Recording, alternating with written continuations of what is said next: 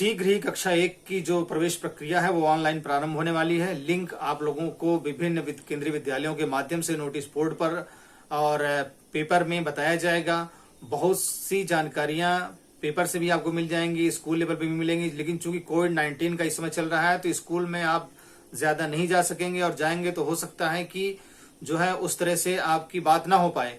तो ये वीडियो बनाने का उद्देश्य यही है कि आप घर बैठे खूब अच्छी तरह से समझ लें, जान लें, और आप जब ऑनलाइन फॉर्म भरें तो आपसे त्रुटियां ना हो और आप जो चाहते हैं उस तरह से सही सही फॉर्म भर सकें और बाद में कोई फॉर्म आपका कैंसिल ना हो।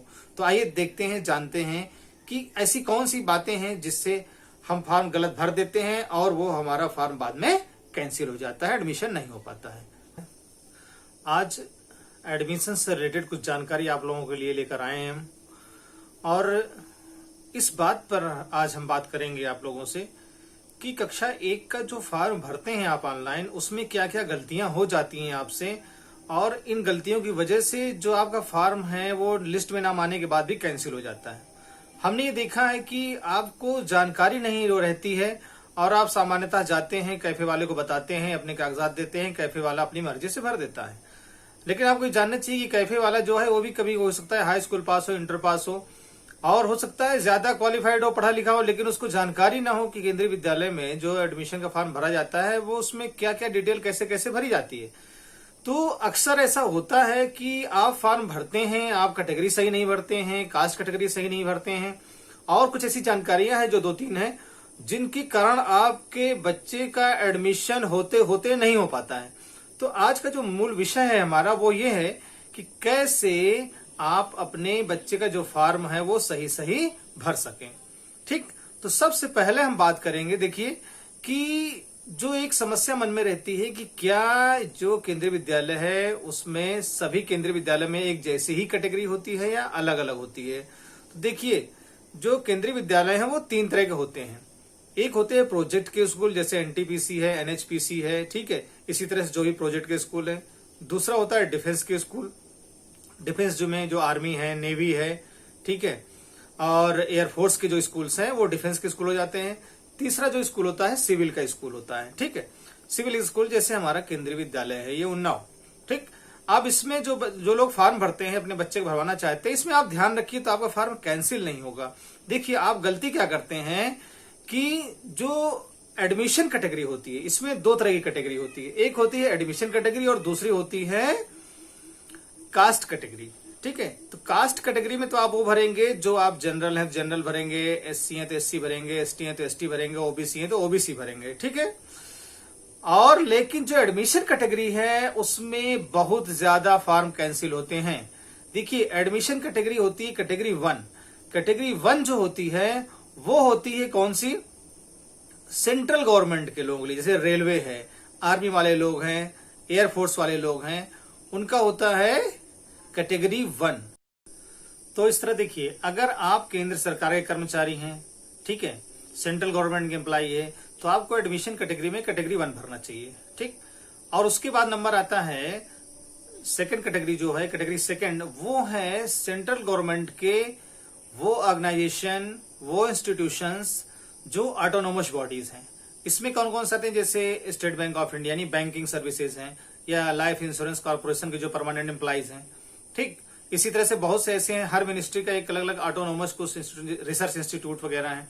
तो जो ऑटोनोमस बॉडीज हैं सेंट्रल गवर्नमेंट की, वो कैटेगरी 2 में आते हैं। अगर आप वहां सर्विस करते हैं तो आप अपने बच्चे का जो एडमिशन कैटेगरी है वो कैटेगरी 2 भरेंगे। ठीक, अब इसके बाद आती है कैटेगरी 3। कैटेगरी 3 में आता है स्टेट गवर्नमेंट। आप जिस स्टेट के निवासी हैं, अगर उस स्टेट के गवर्नमेंट हैं, आप गवर्नमेंट एम्प्लॉय हैं आप, तो उसमें आप कैटेगरी 3 भरिए। जैसे टीचिंग जॉब में हैं आप, ठीक है। अब टीचिंग जॉब में भी आप देखिए, अगर टीचिंग जॉब में आप जीआईसी में हैं, गवर्नमेंट इंटर कॉलेज में हैं, ठीक है, तो आप कैटेगरी 3 भरेंगे। लेकिन अगर आप मैनेजमेंट स्कूल में हैं तो आप कैटेगरी 4 भरेंगे। यानी स्टेट गवर्नमेंट के जो डायरेक्ट एम्प्लॉय हैं, सचिवालय वगैरह के हैं, टीचर्स हैं, है ना, वो सब लोग कैटेगरी 3 भरेंगे। और कैटेगरी 4 में वो लोग आते हैं जो स्टेट गवर्नमेंट की ऑटोनोमस बॉडीज आती है। जैसे मैंने आपको बताया, मैनेजमेंट के जो स्कूल्स हैं वो आते हैं। इसके अलावा जैसे बिजली विभाग का है, ठीक है, इलेक्ट्रिक डिपार्टमेंट, वो है। यानी जो स्टेट गवर्नमेंट की ऑटोनोमस बॉडीज हैं, स्वायत्त संस्थान है, वो कैटेगरी 4 में आते हैं। अब बात आती है कैटेगरी 5th की। ठीक, कैटेगरी 5th में चाहे मजदूर हो, किसान हो, दुकानदार हो, व्यापारी हो, ठेकेदार हो, यानी जो राज्य सरकार अथवा केंद्र सरकार की सेवा में नहीं है, वो सभी कैटेगरी 5th में आते हैं। ये बात आप ध्यान रखिए।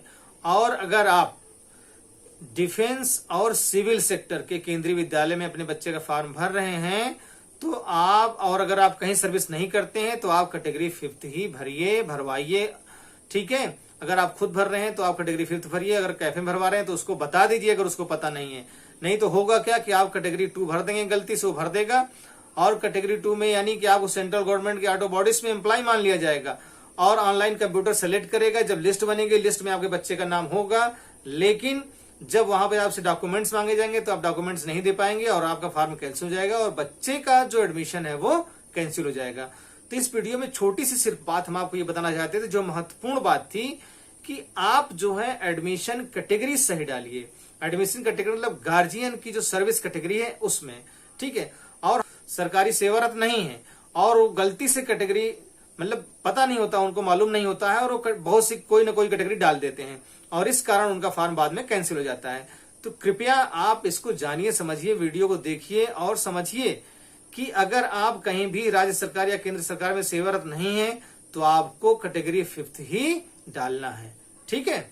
हाँ, एक चीज और है, अगर बच्चे के मम्मी या पापा में से कोई भी सरकारी सेवारत है तो उसके हिसाब से अपनी कैटेगरी डाल सकता है। ठीक है ना। लेकिन अगर दादा दादी हैं तो वो कैटेगरी उस पर एप्लीकेबल नहीं होगी। ठीक, यानी कोई रिलेटिव का जो है इसमें एप्लीकेबल नहीं होगा, सिर्फ मम्मी और पापा का ही एप्लीकेबल हो सकता है।